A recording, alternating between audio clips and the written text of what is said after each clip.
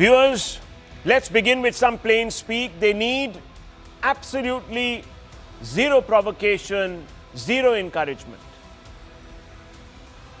A month after the Red Fort terror attack in Australia, Bondi Beach, kissed by the sun and lapped by the azure waters of Australia's east coast, was blotted by blood. Look at those pictures.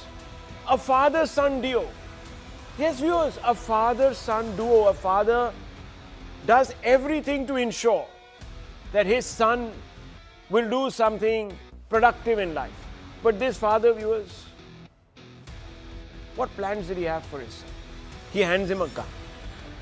A father-son duo, both Muslims, trained their guns on locals, tourists and others who had gathered at the Sydney beach to participate in a Jewish celebration called the Hanukkah by the Sea Festival. In a sense, the victims were picked out because of their religion. Because viewers, Hanukkah is celebrated by Jews. The attacker is a 50-year-old man called Sajid Akram, and his son also collaborated with him. Not more than in his 20s, you can see the two. Sajid Akram owned a fruit shop, had a firearm license since the last 10 years. Sajid, his son, was killed on the spot by the police, was tackled and disarmed by a bystander. Then viewers, 24-year-old Navid Akram, the son, remains in hospital in critical condition, thanks to his dad. The shooting, viewers, is being described, and look at these pictures, as Australia's deadliest in 30 years. Several are dead and many more injured, some critically. The attacks drew instant comparisons to the October 7 attack of 2023, when Islamist Hamas terrorists crossed the border from Gaza into Israel and picked off revelers celebrating the Jewish holiday of Simchat Torah. It also drew comparisons to Pahalgam. Incidentally, viewers, today, the charge sheet was made public. And there are clear linkages to Pakistan. Islamist terror. All these three attacks now conclusively establish that radical Islam has gone global. That the mission to entrench the Darul Islam or the House of Islam transcends borders. No provocation is required. From Delhi, Pahalgam, Sydney, Islamists are ready to spill blood to establish their promised land, a caliphate that runs on Quranic injunction. A world that is at odds with any other culture, civilization that embraces modernity and its tenets, secularism, equality, fraternity and liberty. Back in the 2000s, viewers, neoconservatives in then American President George W. Bush's regime had diagnosed the disease. They put this down to the clash of civilizations, a term served up a decade earlier by American political scientist Samuel P. Huntington. You must all have heard of him. Huntington's thesis predicted that in the post-Cold War era, most important distinction among people are no longer ideological, political or economic. They are cultural. In other words, Huntington predicted that most major global conflicts would be from here on triggered by cultural distinctions. Israel's top leaders slammed the Australian government for failing to accept this reality. Israel's combative Prime Minister Benjamin Netanyahu publicly chided his Australian counterpart Anthony Albanese for living in denial. He told Albanese, "I warned you that the Australian government policy was encouraging anti-Semitism. You did nothing to curb cancer cells growing in your country. Your inaction resulted in the horrific December 14 attack on Jews. Prime Minister Albanese, you replaced weakness with weakness. You replaced appeasement with more appeasement. Your government did nothing to stop the spread of anti-Semitism." But if the evidence is strong and empirically proven, why do some deny the existence of Islamist terror? The answer lies in the delusions of the so-called left liberal ecosystem that insists that terror has no religion and that drawing any linkages amounts to gaslighting Muslims. What follows is selective blindness, masquerading as moral virtue. Osama bin Laden is labeled a freedom fighter. Red Fort suicide bomber Umar Nabi that extolled jihad as divine duty, he said, is whitewashed and described as a misguided youth, a Bhatkawa youth who was reacting to the rising tide of Hindu extremism. There are many such examples. By collapsing a hate-laced supremacist ideology into identity, the ecosystem immunizes a violent doctrine from scrutiny, while ordinary Muslims pay the price of that dishonesty. It's ordinary Muslims that get the bad name, viewers, and they don't deserve this. Naming and shaming Islamist extremism is not bigotry. The same establishment has no compunctions about identifying far-right white supremacists and neo-Nazism. They are the first to throw labels like Hindu terror and so on and so forth, hypocritically conflating terror with Sanatani tradition. Only Islamist terror enjoys immunity, is not to be mentioned, never to be talked about. This whitewashing emboldens radicals who read denial as weakness. And that's why Netanyahu used that phrase, weakness, until the so-called liberal left separate Islam from Islamism and confront the latter without fear of losing vote banks and support. The Islamist bogey will draw blood, and that too with tragic regularity, if not predictability. Your first reactions to what transpired at the Bondi beach, this carnage, how do you see it? Well, first of all, it's a huge shock. It's shocking to see what had happened there.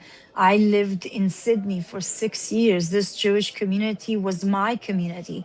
I was in this beach hundreds of times. This is one of the most touristic spots in Australia. And it was just appalling and shocking to see that in broad daylight, two terrorists came hunting for Jews with hunting guns, killing them one after the other, coming into a celebration. You know, this was a Hanukkah celebration where family gathers together to light candles, to play with driddles, to have fun. And grandparents, Holocaust survivors were massacred, children. I mean, this is just shocking and appalling and heartbreaking. But I have to say as well, this was no surprise for us. Let's just go back a few years to October 7th, once again an important time in the Jewish calendar, a terror strike. Now, three years later, you have another terror strike, this time in December, once again on a very important Jewish festival, as you yourself suggested. Common threads here? Sorry, which attack do you refer to? The October 7th attack, and of course now the December 14th carnage in Bondi. Both taking place on important times with regards to... Of the holiday. That's right. Using holidays so as common threads? Common threads here? How do you see this? Well, we've seen throughout history that our enemies are looking into high holidays to try and target the Jewish community. You've seen just a few months ago an attack on the Manchester synagogue. They seek for religious places, for religious holidays to go and go on this rampage. And it should be very clear to you that, you know, this is not about some disputes about territory or anything like that. This is a cultural, a religious war between radical Islamists and against people who value freedom, who choose democracy, who choose values that respect one another, liberty, as simple as that. And this is what they're doing in London, in Germany, in Australia, in India. Okay, those are terrorist attacks that are challenging the soul and the heart of communities, including religious communities. Those are civilians, families. It's appalling. And I have to say that this has been growing in Australia because even after the 7th of October, the worst massacre of Jews since the Holocaust, you saw already 2 days later, on the 9th of October, in Sydney, marches in support of Hamas. This was before Israel was at war. This was just when Israel was attacked, where entire families were burnt alive, where little girls were raped. And they were marching in Sydney, celebrating, chanting, gas the Jews, gas the Jews, globalize the Intifada. Well, no one was arrested.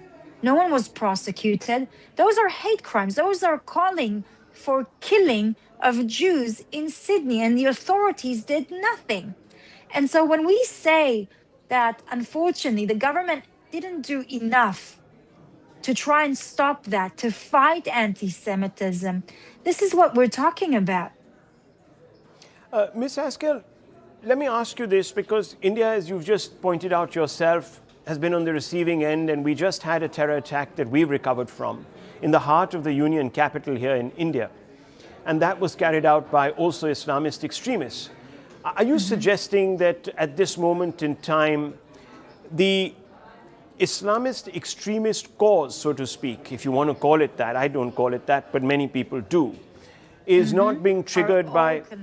Are all connected. They are all connected. This is not a territorial dispute. Not in India, not in Australia, not in London, not in Israel, not in Africa, not in Latin America, not in Canada. Those are radical Islamists with a extreme view that Islam needs to dominate the world, that they need to reestablish the caliphate. And it goes by the name of Hezbollah and ISIS, Hamas and Daesh, and many other names and forms that they're putting on them. And the same idea, the same cause, and they're fighting people of other religions, whether it's Jews or Hindus, Kurdish or Yazidis, Christian or Alawis. That is the core idea, and the world is under threat. It is under threat by those radicals, and there's two sources for it. It's very simple. The IRGC and the Muslim Brotherhood, who's been promoting, who's been pushing and radicalizing the youth. Well, in India, we of course have a different issue, because the terror that strikes us, the Islamist terror that strikes us, the roots of it are in Pakistan, which is a belligerent state on our western border. And whenever we try and seek diplomatic isolation of these terror groups, there is a pushback globally, especially in the United Nations. How entrenched is this sort of prejudice against those people who try to call out what this actually is? People like you, for example, who are calling it out for what it is, which is political Islam, radicalized Islam, and so on and so forth. Look, they are very sophisticated and they try to cover it up in many different ways, okay? Here in Israel, they try to use it as a territorial excuse as well. But it's not. It's not. They were given land. They were given offered for state and for land numerous times. They refused. And they refused because the core idea behind the fight about the land is that any infidel, and I'm putting like that, infidels, meaning non-Muslim person, are not allowed to hold Muslim land. And this is a call for jihad. It means that whether it's Hindus or Jews or Kurdish or Christian, we are not allowed to hold land that is being considered land of Islam, of Muslims. Okay? So they might be, a symptom of land, but the core value of that is religious. These are people who don't want to live side by side. Those organizations have been radicalizing the youth through propaganda, through hatred, through racism. They don't want to coexist. They don't want to live together. There has to be an in-depth coalition that is going to start talking about putting things on the table, putting things as they are. Okay. Start talking about incitement, about re-education for values of tolerance, coexistence, interfaith dialogue. Otherwise, it will only get worse. There are many Indians, and I don't know if this is true of Israel, but there are many Indians who say that terror has no religion and that it would be wrong to characterize or link Islam to terrorism, for example. How do you respond to people like that? Well, you tell me, and let's look on the statistics. How many suicide bombers were Jewish? Zero. Okay? How many terrorist attacks in buses and in bars, or with explosion devices, or Hindus or Kurdish or Yazidi or Christian? There's a source for that. And I'm not saying all Muslims are like that. On the contrary, we have brothers and sisters here, Muslim brothers and sisters who are fighting in the IDF, Muslims who were massacred on the 7th of October, Muslims who were held in the dungeons of torture of Hamas as hostages that Israel released because they are Israeli civilians, our brothers and sisters who understand that the first one to pay a grave price for radical Islamists are them, those Muslim community. Look on what's happening in Afghanistan. Look on what's happening to women there, how their rights are being stripped off. When we talk about freedom and liberty, those communities are the first one to pay a grave price. Look on the Muslim communities in Iran, women and men who are being tortured and abducted and murdered and hanged in the streets only because they requested freedom. So those communities are the first one to talk. But we can also say that the source of those terrorist attacks, global wide, are radical Islamist terrorist attack. They are religiously motivated by radicals.